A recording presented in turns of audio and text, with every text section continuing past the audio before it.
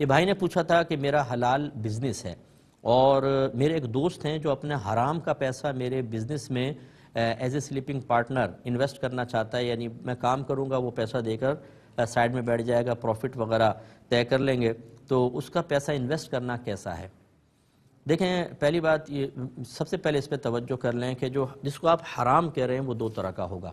پہلا یہ کہ جس کے حرام ہونے میں کوئی شبہ نہیں ہے، مثلا وہ سود لیتا ہے، باقاعدہ شرابیں بیچتا ہے، اس کا پیسہ لیتا ہے، جوا کھیلتا ہے، وہاں سے کما کر لایا اور آپ کو بتا رہا ہے کہ یہ جوئے کی کمائی ہے، یہ شراب کی کمائی، یہ سود سے مجھے حاصل ہوا ہے۔ ایسا پیسہ ہرگز انویسٹ نہ کریں،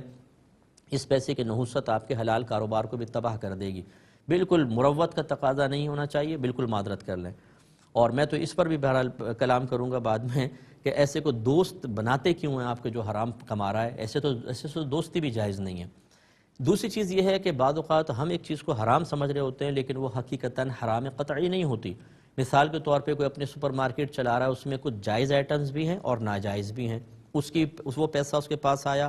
اس نے کہا کہ اب یہ پیسہ میں آپ کے پاس انویسٹ کرنا چاہتا ہوں، اب آپ نے غور کیا کچھ حرام آئٹم بھی ہیں، اگر ہیں لیکن بہرحال یہ ٹوٹل جو پیسہ ہے اس کو آپ حرام تو نہیں کہہ سکتے، باقی چیزیں تو حلال ہیں۔ بعض اوقات ہم کہہ دیتے ہیں لوگ یہ حرام کما رہا ہے، تو ایسا نہیں ہونا چاہیے۔ اس صورت میں آپ انویسٹ کر سکتے ہیں، لیکن اگر خالصتاً حرام ہے جس کو حرام قطعی کہتے ہیں اور آپ کو معلوم بھی ہو تو پھر بالکل معذرت کر لیں،